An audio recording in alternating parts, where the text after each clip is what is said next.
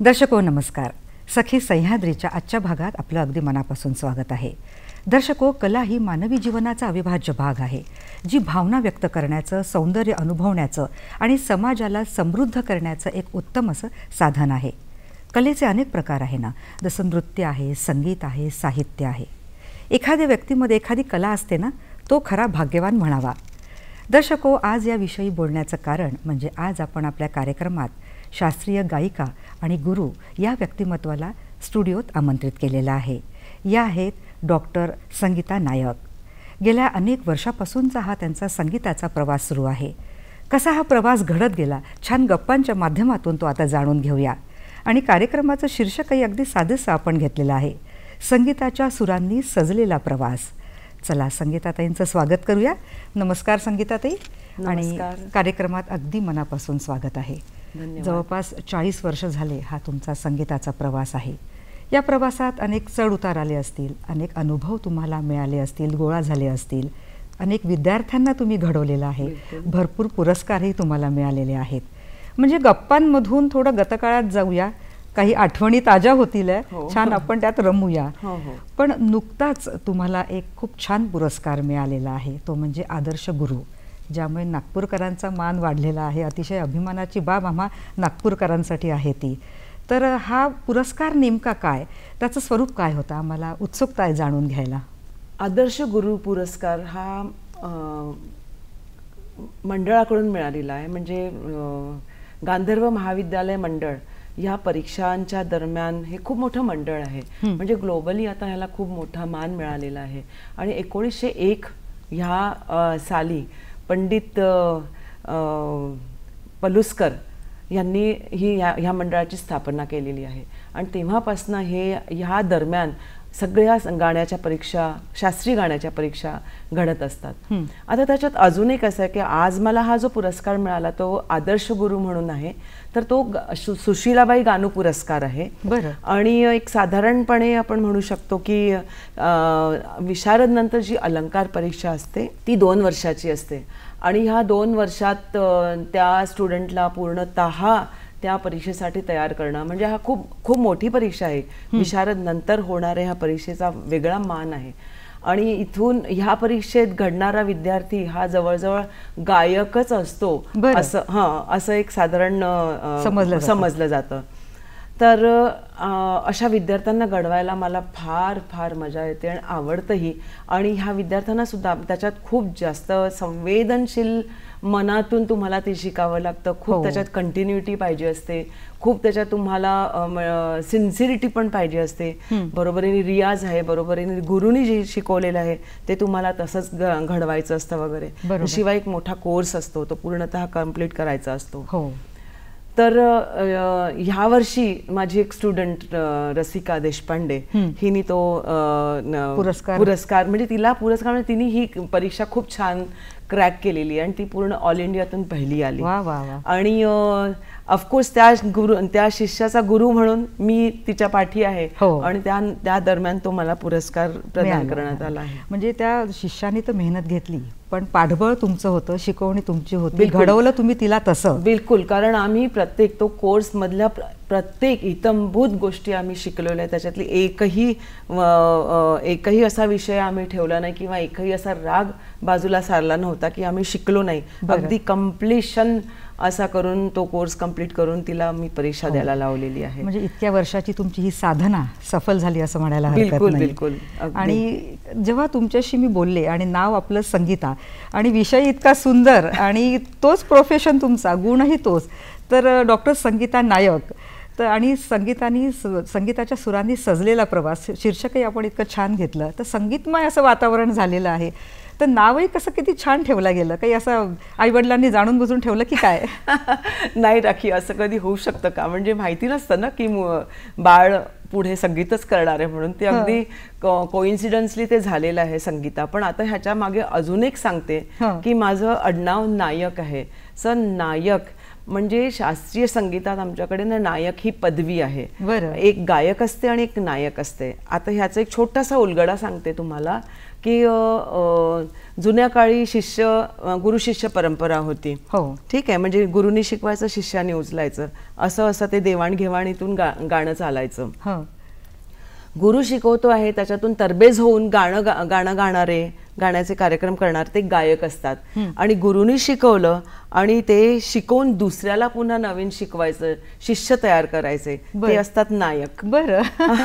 तर इतका कोइन्सिडन्स आहे की शेवटी मला ते नायक आडनाव आहे आणि माझा धर्म ऍक्च्युअली शिकवण्याचाच आहे. मला खूप आनंद येतो शिकवण्यात, गाते सुद्धा, पण शिकवण्यात इतका आनंद येतो की असं म्हणजे असं वाटतं की नाही आपण काहीतरी करतोय, एक शिष्य घडतो आपला, किंवा आपण काहीतरी प्रदान करतोय, देतो आहे आणि ते समोरच्याला मिळतं आहे, याच्यात एक खूप वेगळा सुंदर आनंद आहे. म्हणजे किती छान सगळ्या बाजू जमून आल्यात.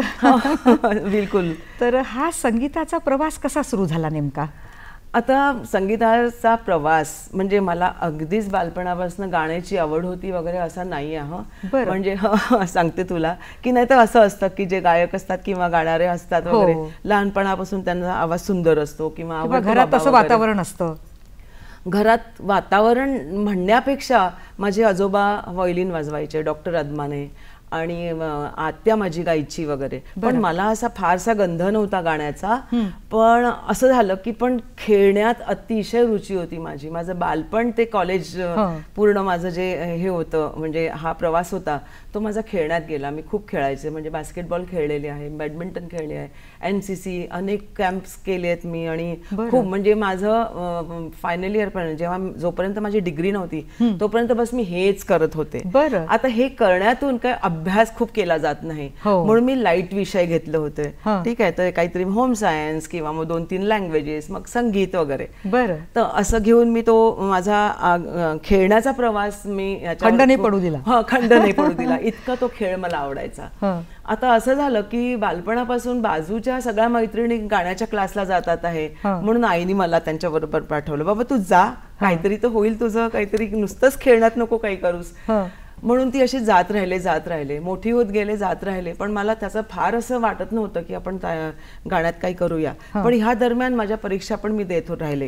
पण मग झालं असं की माझ्या डिग्री कोर्सपर्यंत म्हणजे BA दरम्यान जोपर्यंत मी आले तेव्हा मला कॉलेजमध्ये संगीतात खूप छान मार्क्स मिळाले बरं का. आणि मला टीचरनी बोलवून अगदी कान पकडला आणि म्हणे तू करते काय आहेस म्हणे, तुला माहितीये का म्हणे तुझ्याजवळ काय आहे, गाण्यात काहीतरी कर. माझे गुरु पण तेच. मग एकदा आईकडे गेले, बाबांकडे गेले आणि ते म्हणाले की तुम्ही हिचा गेम सोडा म्हणे आता आणि हिला गाण्याकडेच वळवा, म्हणजे हिच्यात आहे म्हणे ते पोटेन्शियल आहे. आणि मग शेवटी असं झालं की बाबांनी मला एक तंबुरा आणून दिला आणि मग त्याच्यातून मला असं वाटलं की हो बाबा काहीतरी तर आपण करूया म्हणून. मग आता गेम हळूहळू सुटत गेला आणि मग त्याच्यात मी पूर्ण गुंतून गेले त्या तंबोऱ्यात आणि ते सूर सापडण्यात आणि सरांच्या शिकवणीत वगैरे अशासारखं ते हळूहळू सुरू झालं. मग आता हा खेळ, या खेळाने तुम्हाला मग या गायन क्षेत्राकडे काहीतरी असं भरकतचं दिलं का की त्यामुळे ते गुण तुम्ही खेळातले उचलले आणि ह्या करिअरकडे वळलात? हो, आता खेळातला गुण असा एक असतो की तुम्हाला करत जायचं असतं, हार नसते मानायची. बरोबर, ठीक आहे. आता हे माझ्यात होतच, म्हणजे आम्ही खूप मॅचेस खेळायचो, त्याच्यात जिंकायचो, कधी हारायचो वगैरे वगैरे. पण हारणं म्हणजे तुमचं संपलं असं नाही आहे. तर हा एक जो गुण मला खेळातून मला मिळाला होता, तोच ह्याच्यात मला खूप फायदा ठरलेला आहे.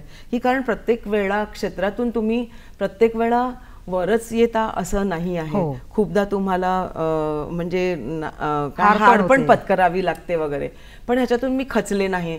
तर ते करत जायचं, हा एक मला गुण जो खेळातून मिळाला तो मला ह्याच्यात खूप फायदेमंद ठरला. बरोबर. म्हणजे खेळाचे स्पर्धेतून मैदान तर तुम्ही गाजवलं, गायन क्षेत्रात आवाजानेही तुम्ही ते क्षेत्र काबीज केलं, प्रेक्षकांचं रसिक श्रोत्यांचं मनही जिंकलं, आणि खऱ्या अर्थाने ग्रॅज्युएशन नंतर तुमचा हा संगीताचा प्रवास सुरू झाला असं म्हणायला हरकत नाही. बरं संगीताताई, आता या संगीतामध्ये अनेक प्रकार आहेत ना, जसं लाईट म्युझिक आहे, फिल्मी म्युझिक आहे, पण मग शास्त्रीय संगीतच का निवडलं? कारण ही शैली जरा कठीण आहे. हो, आता शास्त्रीय संगीतात ना काही एक स्पेशल गुणाचे व्यक्तीच त्या शास्त्रीय संगीताकडे वळतात. ठीक आहे, ज्यांच्याकडे सिन्सिरिटी आहे आणि खूप संवेदनशील मन आहे आणि करण्याची ताकद आहे, बसण्याची ताकद आहे, कंटिन्यू सातत्य ज्यांच्या अंगी आहे, असेच काही लोक शास्त्रीय संगीताकडे वळतात. आणि हा काही गुण नसतील ते तिथे डिस्कंटिन्यू होतं. आजही माझ्या खूप लक्षात येतं की येतात स्टुडंट्स बरेच शिकायला, पण ज्या अर्थाने आम्ही शिकवतो त्यांच्यात तो पोटेन्शियलच नसतं की ते आपण कॅच करू. अतिशय चंचलता असते, अस्थिरता असते मनात, आणि म्हणून अशा लोकांना ते पुढे घेऊन जाता येत नाही. बरोबर. तर कदाचित हे गुण माझ्यात असतील म्हणून ते कंटिन्यू करता आलं मला. आणि मग आता मुख्य म्हणजे रियाज, सराव खूप महत्त्वाचा ठरतो. क्षेत्र कुठलंही असो, कला कुठलीही असो, सराव येणं गरजेचं आहे. मग या शास्त्रीय संगीताचा सराव नेमका कसा केला गेला, कशा पद्धतीने तुम्ही तो केला? हो, आता असं आहे की रियाज हा खूप मोठा काय म्हणतात की विश्व आहे शास्त्रीय संगीताचं. नुसतं शास्त्रीय संगीत नाही म्हणत आहे मी, इतर अनेक कलांचं सुद्धा, नृत्य घ्या, तबला घ्या, ड्रॉइंग, पेंटिंग, ह्याच्यात सुद्धा तुम्हाला सतत रियाजात असावं लागतं. तर हा रियाज म्हणजे घडवणं किंवा करणं खूप मोठी गोष्ट आहे. आमच्या मास्टर्सला म्हणजे मास्टर ऑफ म्युझिक ह्याच्यात ना एक व्हॉइस कल्चर म्हणून खूप चांगला एक विषय आहे आम्हाला. व्हॉइस कल्चर म्हणजे कल्चरल व्हॉइस करणं गाण्यासाठी, कल्चर्ड व्हॉइस फॉर सिंगिंग, असं एक सुंदर तो आम्हाला छान विषय आहे.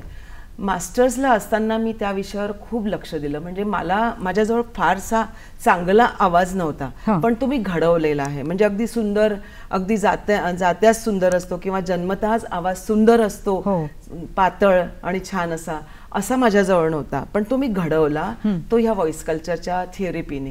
तर ही खूप सुंदर थेरपी आहे. ते आमच्याजवळ खूप छान सांगितलंय की मंत्र रियाज कसा करायचा, तानांचा रियाज कसा करायचा, स्वरांना कसं घडवायचं, आणि हळूहळू त्या रागातून तुम्हाला राग उत्पन्न कसा करायचा वगैरे, ह्या सगळ्या गोष्टी रियाजातून तुम्हाला कळतात. मग त्याच्यात पलटे आहे, स्वरांचे पलटे, अलंकार, बंदिशी, सतत गाणे वगैरे, असं खूप सगळं म्हणजे तासनतास हा रियाज चालतो, तास चालणारा रियाज आहे. मला असं आठवत आहे की जेव्हा माझ्या मनात येऊन गेलं होतं की आता मला संगीतच करायचं आहे, तर मला आठवत आहे की मी माझ्या त्या काळी 8 वगैरे तास सतत रियाज करायचे.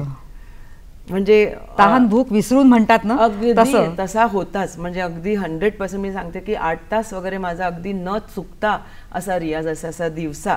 आणि रात्री पुन्हा मग ते सतत गाणं मनात राहणं, सकाळी उठून पुन्हा काहीतरी करणं, पुन्हा असं काहीतरी, ते सतत ते होऊन जातं. म्हणजे त्या स्वरांशी तुम्ही निगडीत असताना तर हे आपोआपच घडत जातं. तसं तर मी फार छोटी आहे, म्हणजे शास्त्रीय संगीतात इतके मोठे मोठे कलाकार घडलेले आहेत, त्यांच्या समोर उभं राहण्याची सुद्धा आमची ताकद नाही आहे, खरं सांगते. म्हणजे खरंच, म्हणजे आम्ही तर फार छोटे असे काहीतरी, पण त्या म्हणजे तरी पण छोटीशी मेहनतीतून काहीतरी थोडंसं फळ मिळतं आपल्याला, त्याच्यात खूप आनंद असतो. बरोबर. म्हणजे असं म्हणतो ना, रियाज 1 दिवस चुकवला तर स्वतःला लक्षात येतं, 2 दिवस चुकवला तर गुरूंना लक्षात येतं, आणि 3 दिवस चुकला तर प्रेक्षकांना लक्षात येतं. त्यामुळे रियाजही महत्त्वाचा असतो, कुठलाही क्षेत्र असो, सराव हा आलाच. संगीतातही छान गप्पा रंगल्या आहेत. थांबूया, कारण विश्रांतीची वेळ झालेली आहे. दर्शक हो, कार्यक्रमात घेऊया एक छोटीशी विश्रांती. कुठेही जाऊ नका, पाहत राहा कार्यक्रम सखी सह्याद्री.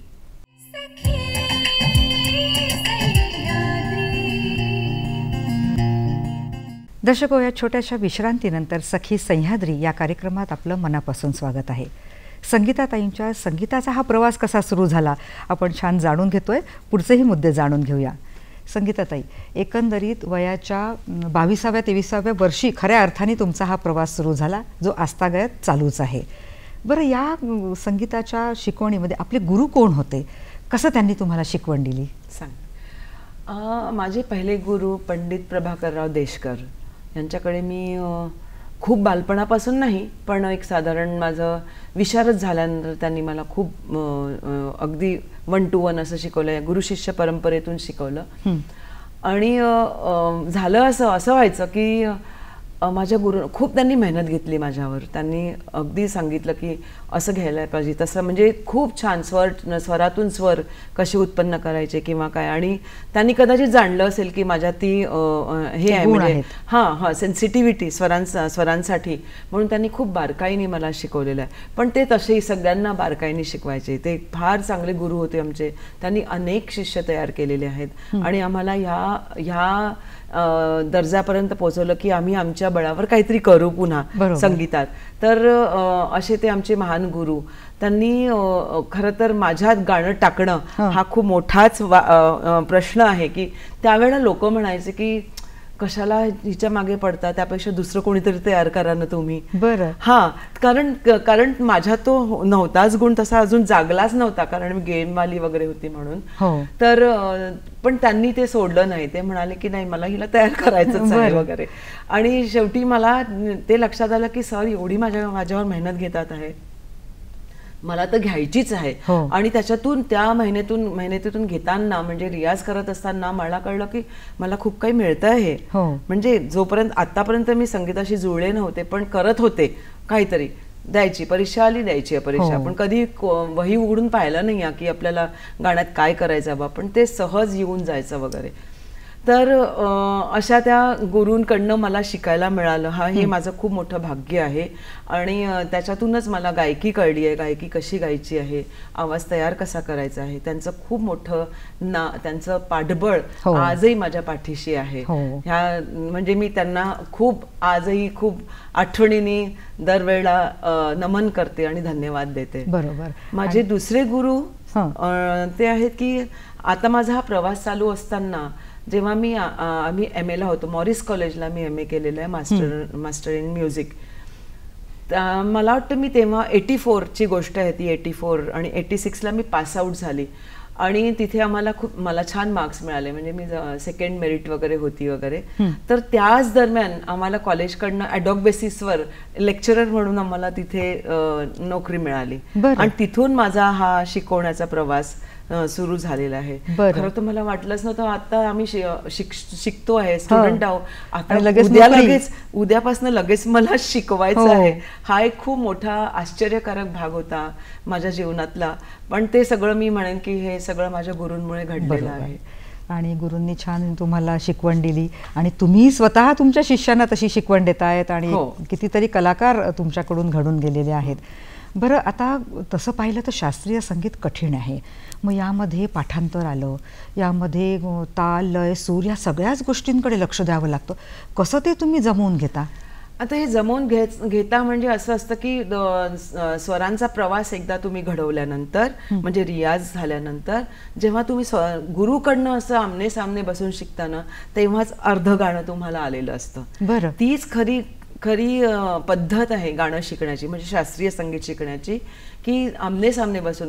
आजकाल म्हणजे नाही, आधीपासून सुद्धा, म्हणजे हे पण चूक आहे असं म्हणत नाहीये की 15 लोक एकत्र बसवून गाणं शिकवलं जातं, किती त्या एका विद्यार्थ्याकडे लक्ष दिलं जातं, है ना.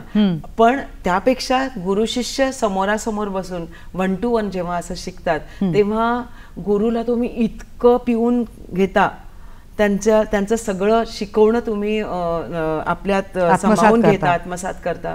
त्यांच्या हालचाली, त्यांच्या गाण्याची ढब, त्यांचा सूर लावण्याचा कला वगैरे, हे इतकं सहज तुमच्या आतमध्ये उतरतं की म्हणजे जवळजवळ 50% गाणं तुम्हाला त्याच वेळा आलेलं असतं. त्याच वेळा तुम्ही आत्मसात करून घेत असता.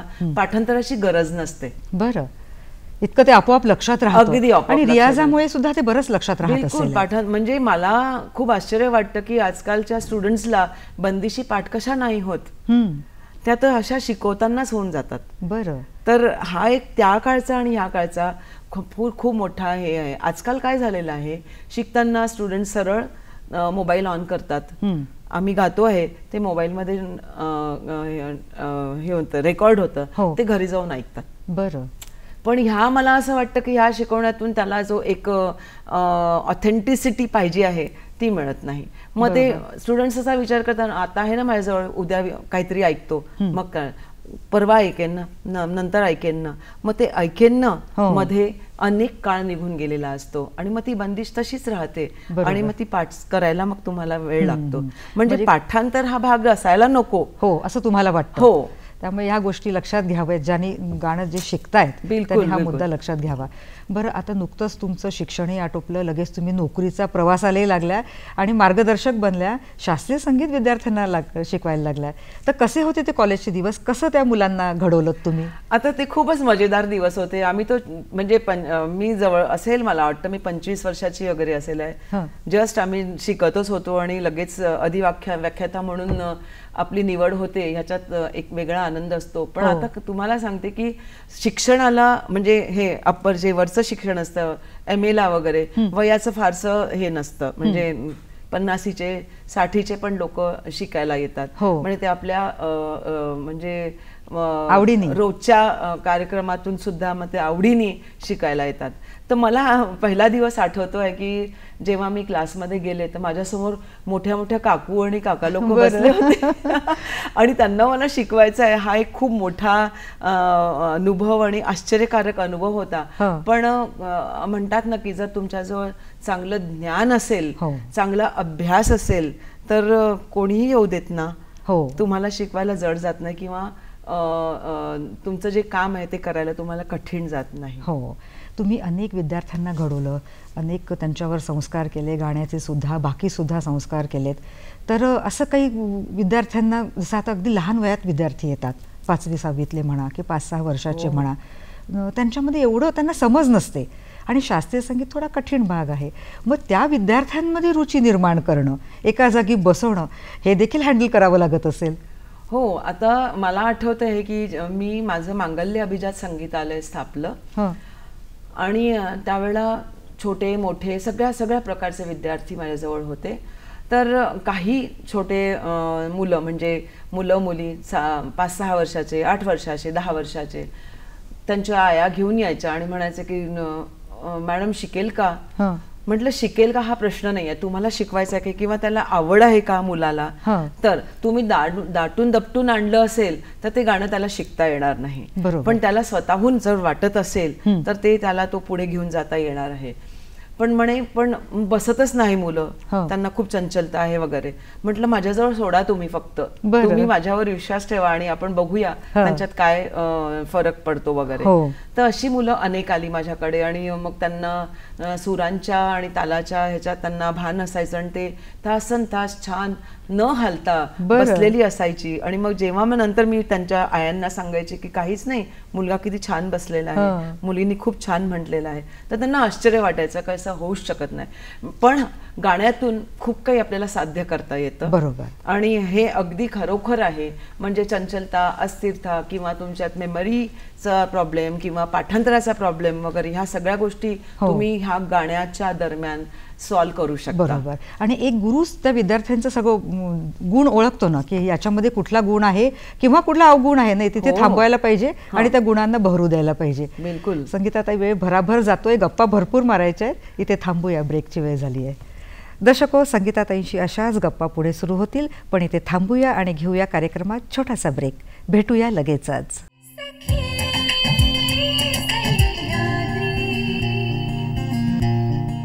दर्शको, या छोट्याशा ब्रेकनंतर सखी सह्याद्री या कार्यक्रमात पुन्हा एकदा मनापासून स्वागत. संगीताच्या सुरांनी सजलेला प्रवास या शीर्षकाअंतर्गत शास्त्रीय संगीत गायिका आणि गुरु डॉक्टर संगीता नायक आपल्यासोबत उपस्थित आहेत आणि छान मनमोकळ्या गप्पा सुरू आहेत. पुढचाही टप्पा आता गप्पांमधून जाणून घेऊया. संगीताताई, तुमचा हा गाण्याचा प्रवास सुरू होता, नोकरी सुरू होती, विद्यार्थ्यांना घडवणं, मार्गदर्शन करणंही सुरू होतं, पण या सगळ्या प्रवासात PhD करण्याचाही तुमच्या मनात विचार होता. तर तो प्रवास कसा घडला?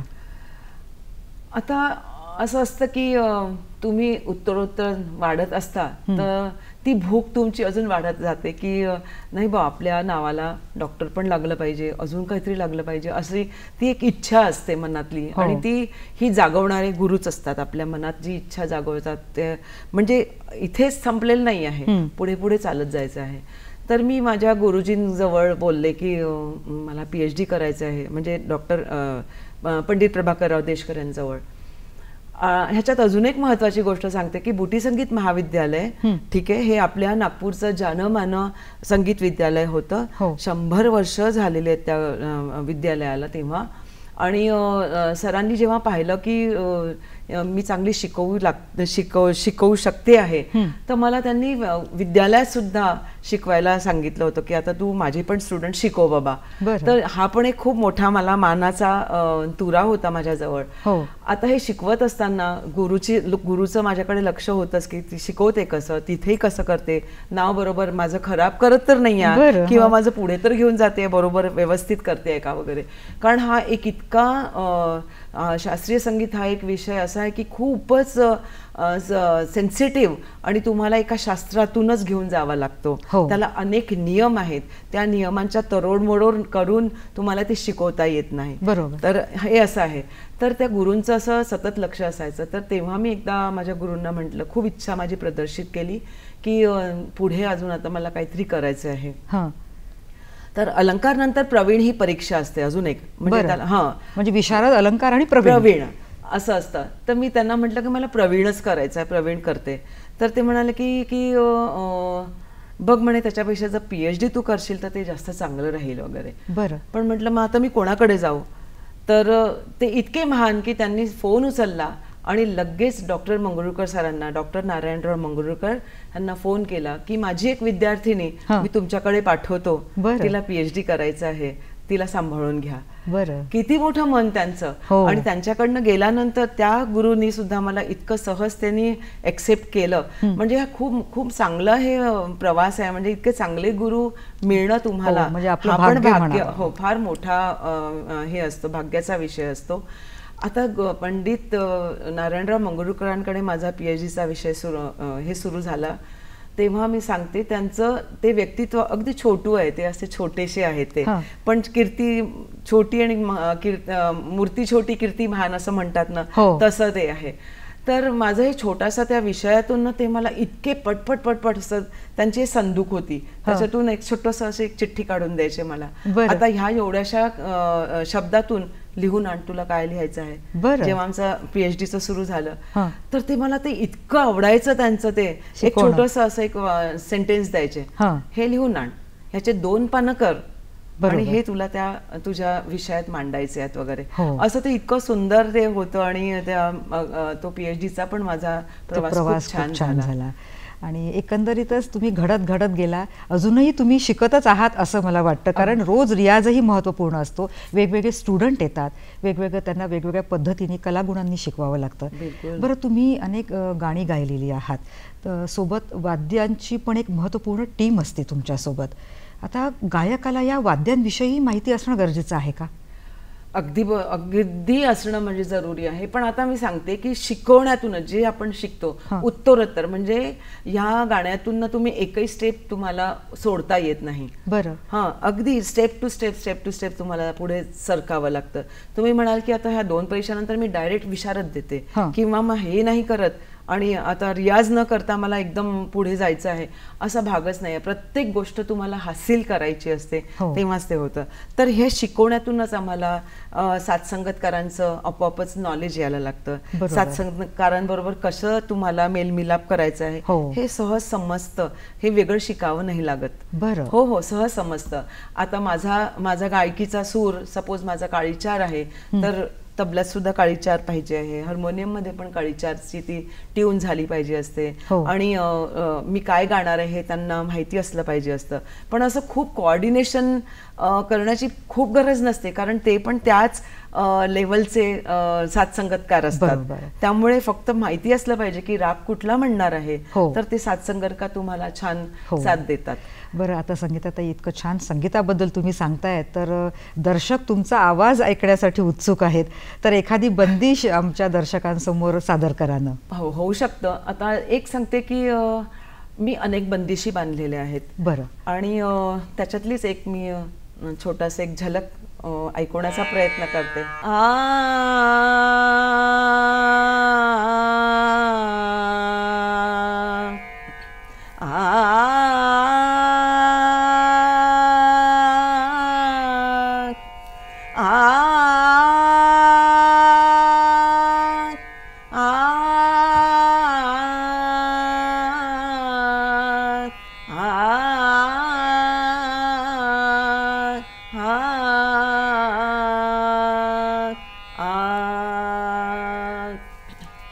जोगिया मोरा मन बसलीनो, जोगिया मोरा मन बसलीनो, जब से सुरतिया मोहनी देखी, सुधा बुधा बिसर गई, जोगिया मोरा मन बसलीनो, जब से सुरतिया मोहनी देखी, सुधा बुधा बिसर गई, जोगिया मोरा मन बसलीनो, जोगिया मोरा, जोगिया मोरा, जोगिया मोरा. खूप छान, ऐकतच राहावंसं वाटलं. खूप छान. आणि या पदापर्यंत येण्यासाठी तुमचं खूप खूप अभिनंदन. सोपं नाही आहे. अर्थात तुमची साधना, गुरूंनी दिलेलं शिक्षण म्हणा किंवा जी शिकवणी आहे ती अगदी तुम्ही पुरेपूर त्या गुरूंच्या याच्यामध्ये उतरलेले आहात असं म्हणायला हरकत नाही. बरं, अनेक स्टेज परफॉर्मन्सेससुद्धा तुम्ही केलेले आहेत, तर एखादा असा आठवणीतला प्रसंग सांगता येईल का संगीताताई, की तो स्टेज परफॉर्मन्स संपला आणि रसिक श्रोत्यांनी येऊन तुम्हाला मनमुरादपणे दाद दिली? अनेक असे आहेत की म्हणजे शास्त्रीय संगीत समजायला खूप कठीण आहे आणि जरुरी नाही आहे की प्रत्येक तो शास्त्रीय संगीत समजणारा श्रोता तुमच्या समोर बसलेला असतो. बरोबर. ठीक आहे. तर त्याच्यात आता म्हणजे ज्याला आपण म्हणू कानसेन. हो. ठीक आहे. आणि हे शास्त्रीय संगीत समजण्यासाठी अशा कानसेनांना तुमचं गाणं खूप भरपूर पाहिजे असतं. हो. की समोरच्याला छान वाटेल. किती समजलं हे नाही आहे महत्वाचं, पण छान वाटेल ते त्यांच्या आपल्याबरोबर ते त्या गाण्यात रंगले आहेत, रमले आहेत, हा एक खूप महत्वाचा भाग असतो. तर हे गायकी करताना तुमच्यातली जी एनर्जी आहे ती तुम्हाला समोरच्यात टाकायची असते. बरोबर. तर ही जी एनर्जी समोरच्यात जाते आहे, जेव्हा कळतं, जेव्हा ते डोलू लागतात, जेव्हा दाद देतात, त्याच्यातच खरं सार्थक आहे त्या गायकाचं. ती पावती की चांगली पावती आहे किंवा क्या बात है, जेव्हा असं काही मिळतं तेव्हा खूप आनंद असतो. आणि नंतर येऊन जेव्हा तुम्हाला भेटतात की खूप छान वगैरे वगैरे, तर हा एक खूप छान. आणि गायकाला पुढे जाण्यासाठी हे स्फूर्तिदायक ठरतं ना, खूप ती शाबासकी महत्वपूर्ण ठरते. बिलकुल. संगीताताई, थांबूया आणि पुढेही जाणून घेऊया, कारण ब्रेकची वेळ झालेली आहे. दर्शको, कला ही किती शक्तिशाली आहे, कसं आपलं जीवन सुकर करते, पुढेही जाणून घेऊया संगीताताईंकडनं. पण इथे घेऊया एक छोटीशी विश्रांती. भेटूया लगेचच.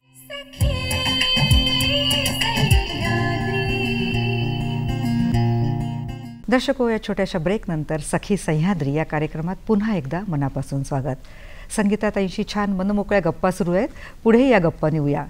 संगीताताई, आता संगीत म्हणजे एकत्र आणणं, संगीत म्हणजे जीवन जगायचं कसं हे सांगणारा, दाखवणारा तो मार्ग आहे. तर तुम्हाला काय वाटतं की एखादी कला आणि जीवन किती जवळचा संबंध आहे? कला आणि जीवन हा आपल्या जन्माबरोबरच निगडीत आहे. ठीक आहे.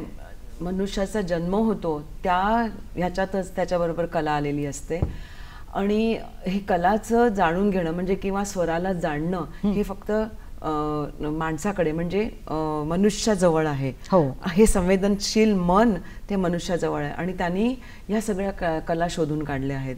म्हणजे अगदी खूप आधी सुद्धा आपण बघतो की आधी भाषा नव्हती, राहायला घरं नव्हते, माणूस जंगलात राहायचा वगैरे वगैरे, आणि ह्या जंगलातूनच त्याला कितीतरी काय काय मिळालेलं आहे. म्हणजे ढोल ताशे किंवा ह्या सगळ्या झांज टिपळ्या वगैरे यांची उत्पत्ती जंगलातल्या वस्तूंपासूनच त्या मानवानी केलेली आहे. म्हणजे त्याच्यात ते मन होतं. कला गुण असल्याशिवाय ह्या सगळ्या गोष्टींची उत्पत्ती होत नाही. आणि आपलं गाणं हे पूर्वापार असं म्हणजे अनेक पुरातन असं आहे. म्हणजे पुरातन ह्याच्यातून काळातून घडत आलेलं आणि आज ह्याला असं स्वरूप मिळालेलं आहे. आपण जर म्हणू की लोकसंगीताकडे आपण पुढे वळूया तर ऍक्च्युली लोकसंगीतातूनच आपल्याला ह्या सगळ्या कलांचा जन्म झालेला आहे असं मी म्हणेन. आणि नंतर जेव्हा माणूस प्रगत होत जातो त्याच्या प्रगतीनुसार ते हळूहळू आपलं गाणं आपल्या कला पण प्रगत होत असतं. बरोबर, खूप छान. म्हणजे आता इतका हा जुना इतिहास आहे संगीताचा म्हणा, शास्त्रीय संगीताचा, इतका समृद्ध वारसा आपल्याला मिळाला आहे, तो अनेक पिढ्यांपर्यंत तसाच जतन करणं गरजेचं आहे. तर मग एक कलाकार म्हणून तुम्ही काय सांगाल संगीताताई, की हा वारसा जतन करण्यासाठी कशा पद्धतीने पावलं उचलायला हवीत, कशा पद्धतीने त्याचा प्रचार प्रसार व्हायला हवा? आता आपल्याकडे सतत म्हणजे गाणं, नृत्य वगैरे अनेक घरातून शिकल्या जात आहे. पण आता ह्या गोष्टींना मला असं वाटतं की खूप अतिशय बिझी असल्यामुळे स्टुडंट्सला आजकाल सगळ्या शिष्यांना किंवा त्यांच्या पालकांना सुद्धा असं वाटतं की आपल्या मुलांनी हे पण करावं, ते पण करावं, असं असं असं असं खूप काही करावं. बरोबर. पण खूप काही करण्यात त्या कलांकडे थोडंसं दुर्लक्ष होतं. आता ज्यांना करिअरच करायचं आहे कलेतून तर तो निवडतोच ते की आता बस कला म्हणजे कला, कला एकक कला, आणि तेव्हा त्या अशा घडतात.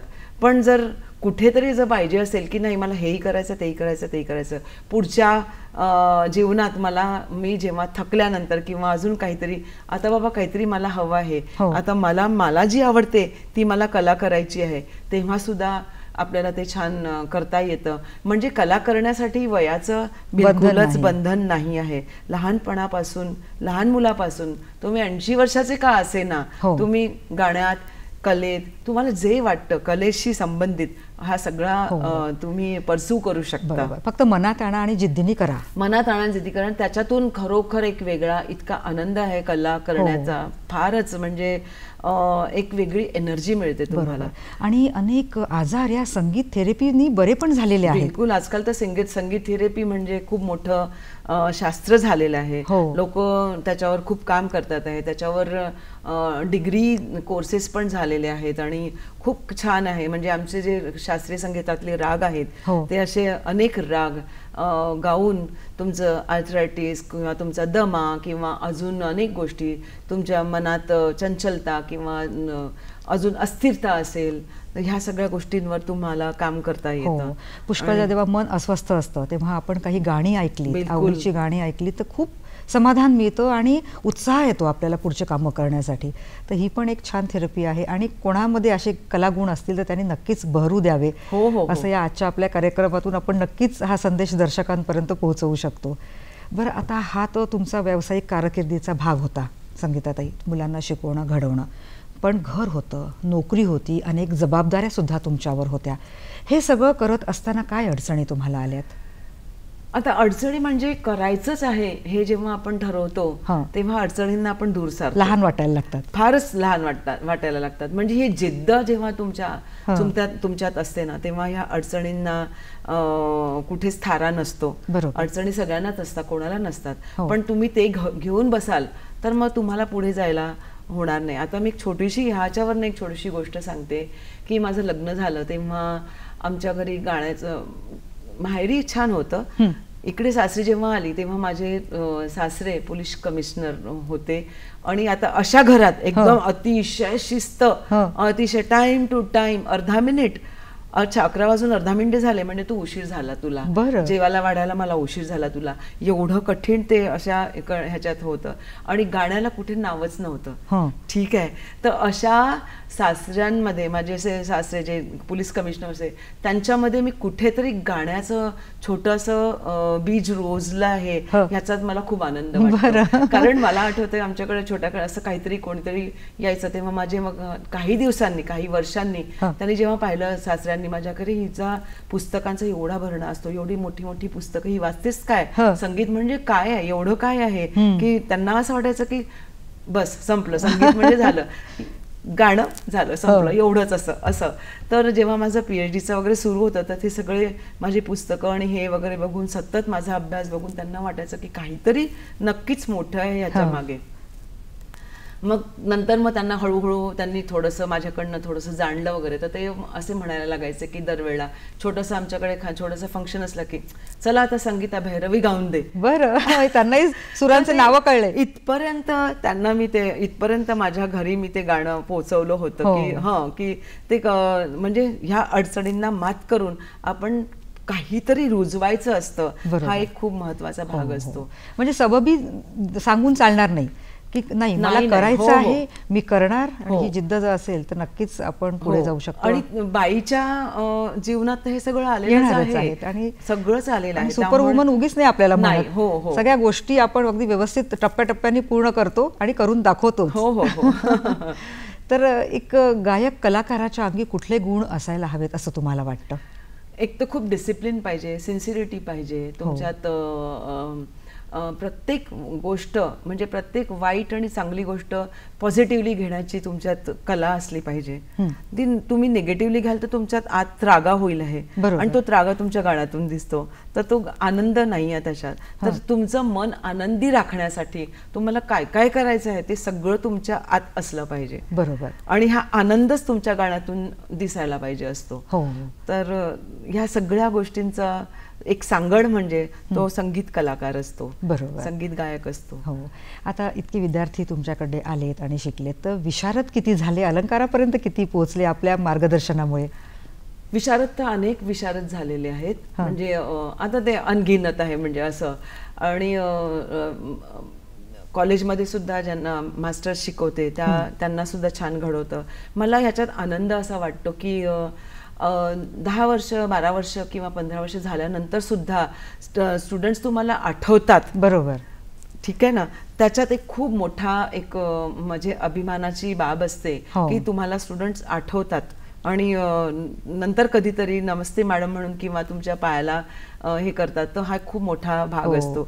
म्हणजे मी आजच्या काळाची गोष्ट करते आहे, आमच्या काळाची गोष्ट, आमचे गुरु तर महानच होते, म्हणजे त्यांना आम्ही आजपर्यंत आम्ही नंतर सुद्धा आठवणारच आहे. पण मी आजच्या काळाची गोष्ट करते की आजच्या काळात स्टुडंट असा नाही आहे, शिकलं संपलं विसरलो असं असतं. म्हणजे आजचा काळ असा आहे, पण तरी पण अशा काळात सुद्धा स्टुडंट्स तुम्हाला आठवतात, तुमची आठवण करतात, ही फार मोठी गोष्ट आहे. आणि शिष्याचं गाणं ऐकणं हेही तुमच्यासारख्या गुरूंना किती सगळं मेहनत अगदी सार्थकी झाली असंही वाटत असेल. खूप खूप अभिमानही वाटत असेल त्या शिष्यांचा. अर्थात मेहनत साधना ही तुमची. संगीताताई, थांबूया कारण ब्रेकची वेळ झालेली आहे. दर्शको, कार्यक्रमात घेऊया एक छोटासा ब्रेक. ब्रेकनंतर भेटूया लगेचच.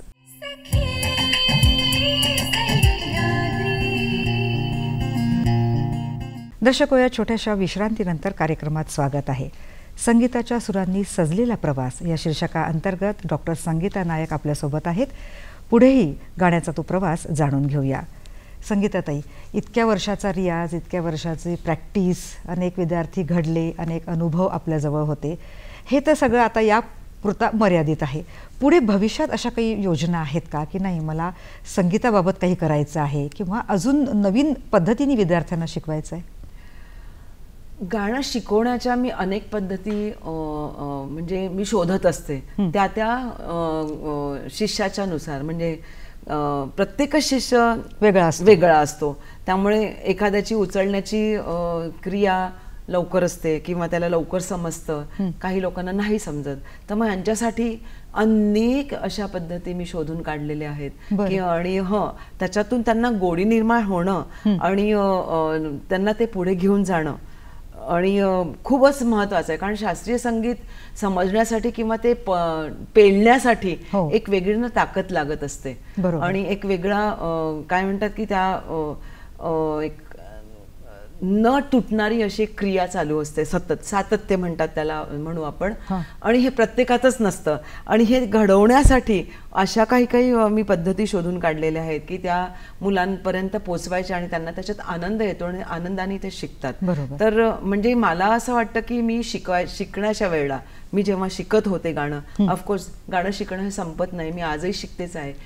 पण अगदी जेव्हा विद्यार्थी दशेत जेव्हा होते आणि गुरुजींनी आम्हाला असं शिकवलेलं आहे, तेव्हा मी मला ज्या अडचणी जात होत्या गाणं शिकण्यासाठी किंवा माझ्या आवाजासाठी, तर त्या मी ज्या अडचणींना सारण्यासाठी ज्या मी पद्धती शोधून काढल्या माझ्यासाठी, त्या सगळ्या आता मी आज माझ्या शिष्यांना देण्याचा प्रयत्न करते आणि त्याच्यातून ते त्यांना शिकवण्याचा प्रयत्न. त्यांना सोपं जात असेल, सोपं जातं, शिकवणं आवडत असेल तुमचं? खूप आवडतं, खूप आवडतं. आणि आता माझ्याकडे असे काही स्टुडंट नुसतंच शिकण्यासाठी नाही, म्हणजे काही लोक मास्टर्सच्या क्लाससाठी येतात, MA शिकण्यासाठी येतात, काही लोक विशारद, काही स्टुडंट्स अलंकारसाठी.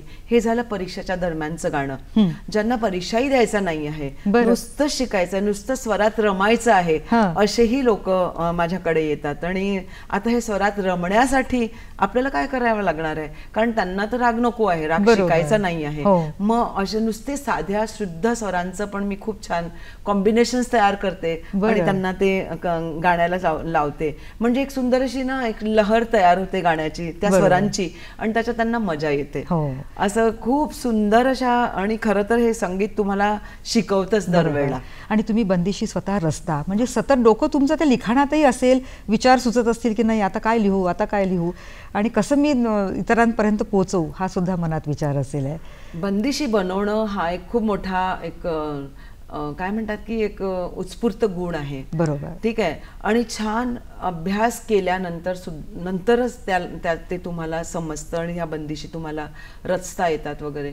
म्हणजे प्रत्येक रागाचा रियाज तुमच्याजवळ एवढा मोठा हवा, खूप मोठा. म्हणजे मला आठवत आहे की आम्हाला आमच्या गुरुनी एक वर्ष एक राग शिकवलेला आहे. वर्षानुवर्ष काही नको करूस, एकच राग शिक, एक साधे तो सब साधे, असं असतं आमच्या गाण्यात. म्हणजे मग ते हे म्हणायचे की एकच ठेव आणि ह्याच्यावर जा, नंतर मग आपोआपच सगळं येणार आहे. तर म्हणून ह्या शिकवण्यातूनच मला सुद्धा जे काय सुचतंय आज, जे काय मी करते आहे, जे काय क्रिएट होत आहे, क्रिएटिव्हिटी करते आहे या गाण्याबद्दल किंवा या स्वरांबरोबर आणि बंदिशी बांधणे वगैरे वगैरे, तर हे सगळं अगदी हितंभूत शिकण्यातून आणि अगदी योग्य तरीकेतून शिकण्यातून मला आलेला आहे. बरोबर, तो प्रयत्न तुम्ही करता आहात. बरं, आता या क्षेत्रात येणाऱ्या म्हणजे शास्त्रीय संगीत शिकणाऱ्या नवोदित कलाकारांना तुम्ही काय सल्ला द्याल? कलाकारांना म्हणण्यापेक्षा गायकांना मी स्टुडंट्सना म्हणेन. कारण आजचं जग ना असं आहे की आता घेतलं जमलं, बरोबर, असं. कारण हा मोबाईलचा जमाना आहे, है ना. तर त्यामुळे हे इतकं कठीण आहे हे म्हणजे शिकणं किंवा एखादी कला शिकणं. आजच्या विद्यार्थ्यांना माहिती नाही की त्याच्या मागे किती मोठं कठीण कार्य आपल्याला जपावं लागतं, किती सातत्य राखावं लागतं. आजकालच्या स्टुडंट्सला माहिती नाही आहे. तर म्हणजे मी स्टुडंट्सलाच एक संदेश देऊ इच्छिते की खरोखर जर गाणं शिकायचं आहे, करायचं आहे बाबा, तर तुम्हाला अगदी करण्यातूनच अनेक वर्ष करा, हळूहळू स्वरांचा भरणा करा, रियाज करा, अलंकार घोटायचे. आमच्या गाण्यात अलंकार म्हणजे पलटे घोटण्याचा एक खूप मोठा हा रियाज आहे. त्याच्यातून तुमची तान उत्पन्न होते, त्याच्यातूनच तुम्हाला गायकीचा एक खूप सुंदर एक प्रवाह मिळतो. आणि जर हेच आम्ही करत नाही आहे तर आम्हाला कसं येणार आहे? आम्हाला गायकी येणार नाही आणि नाही सूर लावता येणार. आणि जे आपण मनात साध्य करायचं ठरवलंय तो मुद्दा तो साध्य करा, त्यासाठी लागणारे गुण आत्मसात करा आणि खऱ्या अर्थाने कला शिका, त्या कलेला न्याय द्या.